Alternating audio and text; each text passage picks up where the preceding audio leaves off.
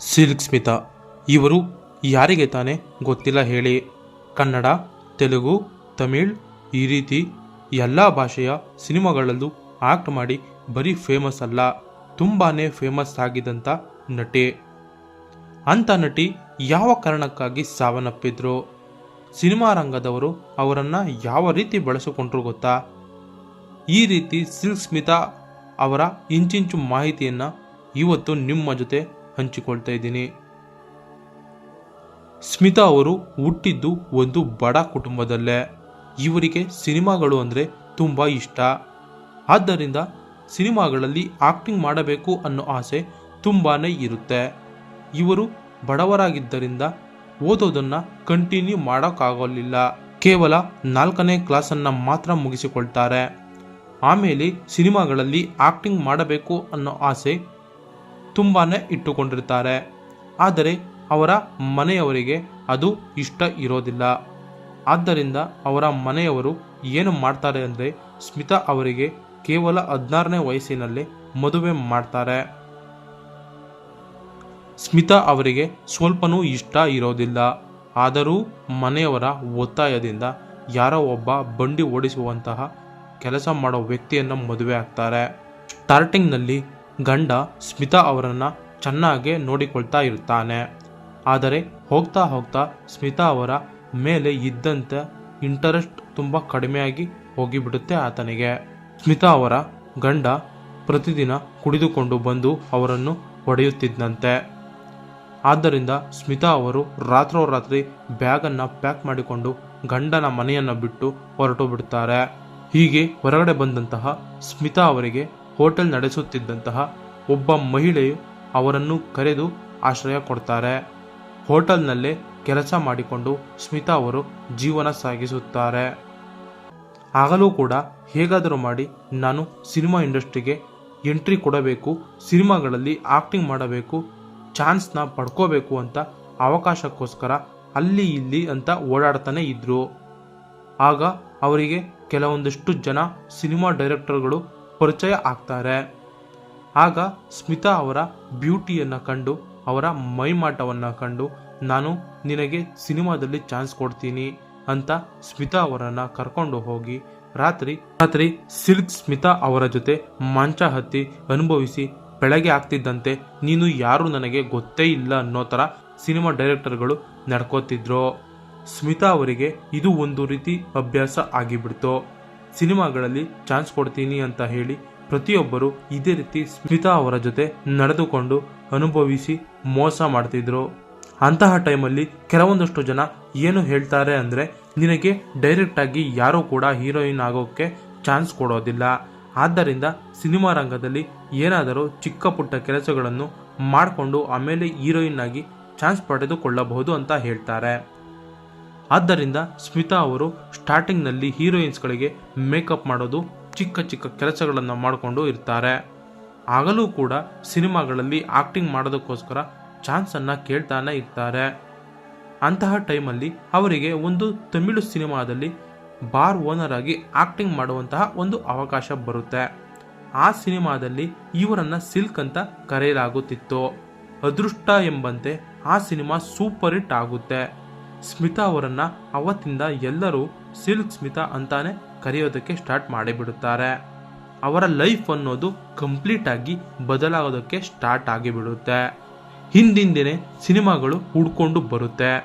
ಆದರೆ ಇಲ್ಲಿ ವಿಷಯ ಏನು ಗೊತ್ತಾ, ಅವರಿಗೆ ಸಿಗುತ್ತಿದ್ದಂತಹ ಚಾನ್ಸ್ಗಳು ಯಾವ ಥರ ಅಂದರೆ ಐಟಮ್ ಡ್ಯಾನ್ಸ್ಗಳನ್ನು ಮಾಡೋದು, ಮೈ ಕಾಣಿಸೋ ಥರ ಬಟ್ಟೆನ ಹಾಕ್ಕೊಂಡು ಆಕ್ಟಿಂಗ್ ಮಾಡೋದು, ಈ ರೀತಿ ಪಾತ್ರಗಳನ್ನು ಮಾಡೋದಕ್ಕಂತಲೇ ಸ್ಮಿತಾ ಅವರಿಗೆ ಎಲ್ಲರೂ ಚಾನ್ಸ್ ಕೊಡ್ತಿದ್ರು. ಆದರೆ ಸ್ಮಿತಾ ಅವರಿಗೆ ನಾನೊಬ್ಬಳು ಹೀರೋಯಿನ್ ಆಗಬೇಕು ಅನ್ನೋ ಆಸೆ ಇತ್ತಂತೆ. ಯಾಕಂದರೆ ಅವರು ತುಂಬ ಸುಂದರವಾಗಿ ಇದ್ದರೂ ಕೂಡ ಈ ರೀತಿ ಅವರು ಯಾವ ಸಿನಿಮಾಗಳಲ್ಲಿ ಆಕ್ಟಿಂಗ್ ಮಾಡ್ತಾರೋ ಆ ಸಿನಿಮಾಗಳು ಸೂಪರ್ ಹಿಟ್ ಆಗ್ತಿತ್ತು. ಸಿಲ್ಕ್ ಸ್ಮಿತಾ ಆಗ ಎಷ್ಟು ಫೇಮಸ್ ಅಂದರೆ ಅದು ಎಂಥದ್ದೇ ಸಿನಿಮಾ ಆಗಿದ್ರು ಅದರಲ್ಲಿ ಸಿಲ್ಕ್ ಸ್ಮಿತಾ ಇದ್ದಾರೆ ಅಂದರೆ ಸಾಕು, ಜನಗಳು ಆ ಸಿನಿಮಾವನ್ನು ನೋಡೋದಕ್ಕೆ ಥಿಯೇಟರ್ಗಳಿಗೆ ಓಡೋಡಿ ಬರ್ತಿದ್ರು. ಹೀಗೆ ಆ ಟೈಮಲ್ಲೇ ಸ್ಮಿತಾ ಅವರು ಒಂದು ಸಿನಿಮಾಗೆ ಆಕ್ಟಿಂಗ್ ಮಾಡಬೇಕಂದ್ರೆ ಒಂದು ದಿನಕ್ಕೆ ಬರೋಬ್ಬರಿ 50,000ವರೆಗೂ ಚಾರ್ಜ್ ಮಾಡ್ತಿದ್ರಂತೆ. ನಮ್ಮ ಕನ್ನಡದಲ್ಲೂ ಕೂಡ ಅನೇಕ ಸಿನಿಮಾಗಳಲ್ಲಿ ಆಕ್ಟಿಂಗ್ ಮಾಡ್ತಾರೆ. ಅದರಲ್ಲೂ ರವಿಚಂದ್ರನ್ ಅವರ ಹಳ್ಳಿ ಮೇಷ್ಟ್ರು ಸಿನಿಮಾದಲ್ಲಿ ಅವರು ಮಾಡಿರುವಂತಹ ಟೀಚರ್ ಪಾತ್ರವನ್ನು ಇವತ್ತಿಗೂ ಕೂಡ ಯಾರೂ ಮರೆಯೋದಕ್ಕೆ ಆಗಲ್ಲ.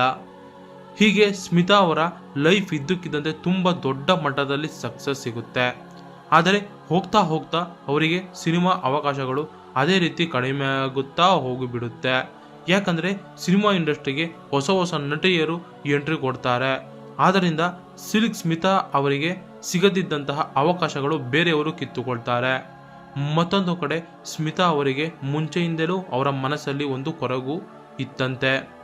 ನನಗೋಸ್ಕರ ಅಂತ ಯಾರೂ ಫ್ರೆಂಡ್ಸ್ಗಳು ಇಲ್ಲ, ನನ್ನನ್ನು ಪ್ರೀತಿಸುವ ಮನಸ್ಸುಗಳಿಲ್ಲ, ಎಲ್ಲರೂ ನನ್ನ ಅಂದಕ್ಕೆ ನನ್ನ ದೇಹಕ್ಕೆ ಆಸೆ ಪಡ್ತಾರೆ ಹೊರತು ನನ್ನನ್ನು ಅರ್ಥ ಮಾಡಿಕೊಳ್ಳುವವರು, ನನ್ನ ನೋವನ್ನು ಕೇಳೋರು ಯಾರೂ ಇಲ್ವಲ್ಲ ಅಂತ ಸ್ಮಿತಾ ಅವರು ಯಾವಾಗಲೂ ಕೊರಗ್ತಾನೇ ಇದ್ರಂತೆ. ಹೀಗೆ ಒಬ್ಬಂಟಿಯಾಗಿ ಕೊರಗುತ್ತಾ ಇದ್ದಂತಹ ಸ್ಮಿತಾ ಅವರನ್ನು ಯಾರಾದರೂ ಅರ್ಥ ಮಾಡಿಕೊಂಡಿದ್ರು, ಅವರ ಜೊತೆ ಫ್ರೆಂಡ್ಶಿಪ್ ಮಾಡಿಕೊಂಡಿದ್ರು, ಅವರ ಜೊತೆ ಕ್ಲೋಸ್ ಆಗಿ ಯಾರಾದರೂ ಇದ್ರು ಅಂದರೆ ಅದು ಬೇರೆ ಯಾರೂ ಅಲ್ಲ, ನಮ್ಮ ಕನ್ನಡದ ಕ್ರೇಜಿ ಸ್ಟಾರ್ ರವಿಚಂದ್ರನ್ ಅವರನ್ನು ನಾವೆಲ್ಲ ಬೇರೆ ಥರನೇ ನೋಡ್ತೀವಿ. ಅಂದರೆ ಹುಡುಗಿಯರ ವಿಷಯಕ್ಕೆ ಬಂದರೆ ರವಿಚಂದ್ರನ್ ರಸಿಕಾ ಅನ್ನೋ ಥರ ನಾವೆಲ್ಲರೂ ಅಂದ್ಕೊಂಡಿದ್ವಿ. ಆದರೆ ಅದೇ ರವಿಚಂದ್ರನ್ ಅವರು ನನಗೆ ಯಾರೂ ಇಲ್ಲ ಅಂತ ಕೊರಗುತ್ತಿದ್ದಂತಹ ಸ್ಮಿತಾ ಅವರ ಕಷ್ಟಗಳನ್ನು ಕೇಳ್ತಿದ್ರು. ಸ್ಮಿತಾ ಅವರು ತಮ್ಮ ಜೀವನದ ಪ್ರತಿಯೊಂದು ವಿಷಯಗಳನ್ನು ರವಿಚಂದ್ರನ್ ಅವರ ಹತ್ರ ಶೇರ್ ಮಾಡಿಕೊಳ್ತಿದ್ರು. ಇನ್ನೊಂದು ವಿಷಯ ಏನಂದರೆ ಸ್ಮಿತಾ ಅವರು ಯಾರೋ ಒಬ್ಬ ಸಿನಿಮಾದ ಹೀರೋವನ್ನು ಇಷ್ಟಪಡ್ತಿದ್ರಂತೆ.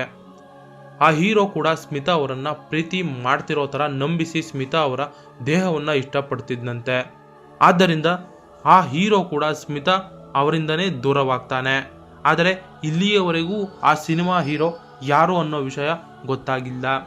ಈ ರೀತಿ ಸಿನಿಮಾ ಅವಕಾಶಗಳು ಕಡಿಮೆ ಆಗ್ತಾ ಹೋಗ್ತಿತ್ತು. ನಂಬಿದವರು ಮೋಸ ಮಾಡ್ತಿದ್ರು, ತನ್ನವರು ಅಂತ ಯಾರೂ ಇರಲಿಲ್ಲ. ಇದೆಲ್ಲದರಿಂದ ಕೊರಗುತ್ತಾ ದಿನಗಳನ್ನು ತಳ್ಳಿ ಹಾಕ್ತಿದ್ರು. ಆದರೆ ಸ್ಮಿತಾ ಅವರು ಅವತ್ತು ಕೆಟ್ಟ ನಿರ್ಧಾರಗಳನ್ನು ಮಾಡಿದ್ರೇನೋ ಗೊತ್ತಿಲ್ಲ. 23 ಸೆಪ್ಟೆಂಬರ್ 1996 ಅವತ್ತು ಸ್ಮಿತಾ ಅವರು ಕೊನೆಯ ಬಾರಿ ರವಿಚಂದ್ರನ್ ಅವರಿಗೆ ಕಾಲ್ ಮಾಡ್ತಾರೆ. ಆದರೆ ರವಿಚಂದ್ರನ್ ಅವರು ಯಾವುದೋ ಕೆಲಸದಲ್ಲಿ ಬ್ಯುಸಿ ಇದ್ದರಿಂದ ಕಾಲನ್ನು ಪಿಕ್ ಮಾಡೋದಿಲ್ಲ. ನಂತರ ಸ್ಮಿತಾ ಅವರಿಗೆ ಒಬ್ಬರು ಡ್ಯಾನ್ಸರ್ ಆದಂತಹ ರಾಧಾ ಅವರು ಪರಿಚಯವಾಗಿರ್ತಾರೆ. ಅವರಿಗೆ ಸ್ಮಿತಾ ಅವರು ಕಾಲ್ ಮಾಡಿ ನಿನ್ನ ಹತ್ರ ಏನೋ ಮಾತನಾಡಬೇಕು, ನಮ್ಮ ಮನೆಯ ಹತ್ತಿರ ಬರ್ತೀಯಾ ಅಂತ ಕೇಳ್ತಾರೆ. ಅದಕ್ಕೆ ರಾಧಾ ಅವರು ನಾಳೆ ಬರ್ತೀನಿ ಅಂತ ಹೇಳ್ತಾರೆ. ಅಷ್ಟೇ, ಅವತ್ತು ಸ್ಮಿತಾ ಅವರು ಚೆನ್ನೈನಲ್ಲಿ ಇದ್ದಂಥ ತನ್ನ ಮನೆಯ ಒಳಗಡೆ ಫ್ಯಾನ್ನಲ್ಲಿ ಸ್ಮಿತಾ ಅವರ ದೇಹ ತೇಲಾಡ್ತಿತ್ತು ಮತ್ತು ಸ್ಮಿತಾ ಅವರು ಸಾವನ್ನಪ್ಪಿದ್ರು. ಅವತ್ತು ಸ್ಮಿತಾ ಅವರು ತುಂಬ ವಿಪರೀತವಾಗಿ ಮದ್ಯಪಾನ ಕೂಡ ಮಾಡಿದ್ರು ಅಂತ ಹೇಳಲಾಗುತ್ತೆ. ಸ್ಮಿತಾ ಅವರು ಸಾವನ್ನಪ್ಪಿದ್ದಾಗ ಅವರ ವಯಸ್ಸು ಕೇವಲ 35 ವರ್ಷ ಮಾತ್ರ. ಅವರು ಅವತ್ತು ಒಂದು ಲೆಟರ್ನ ಬರೆದು ಸಾವನ್ನಪ್ಪಿರ್ತಾರೆ. ಆ ಲೆಟರ್ನಲ್ಲಿ ಏನಂತ ಬರೆಯಲಾಗಿತ್ತು ಅನ್ನೋ ವಿಷಯ ಕೂಡ ಇಲ್ಲಿಯವರೆಗೂ ಹೊರಗಡೆ ಬರಲೇ ಇಲ್ಲ. ನಾನು ಸಿನಿಮಾ ನಟಿಯಾಗಬೇಕು ಅಂತ ಬಂದಂತಹ ಸ್ಮಿತಾ ಅವರನ್ನು ಯಾವ ರೀತಿ ಬಳಸಿಕೊಂಡ್ರು, ಅವರ ಬದುಕಲ್ಲಿ ಏನೆಲ್ಲ ಆಯಿತು ಅನ್ನೋದನ್ನು ಕೇಳಿದ ಮೇಲೆ ನಿಮಗೇನೋ ಅನ್ನಿಸುತ್ತಿದೆ, ಕಮೆಂಟ್ ಮಾಡಿ. ಇದಿಷ್ಟು ಇವತ್ತಿನ ವಿಡಿಯೋ. ಈ ವಿಡಿಯೋ ನಿಮಗೆ ಇಷ್ಟ ಆಗಿತ್ತು ಅಂದ್ಕೊಳ್ತೀನಿ. ಮತ್ತೊಂದು ಹೊಸ ವಿಡಿಯೋದೊಂದಿಗೆ ಮತ್ತೆ ಬರ್ತೀನಿ.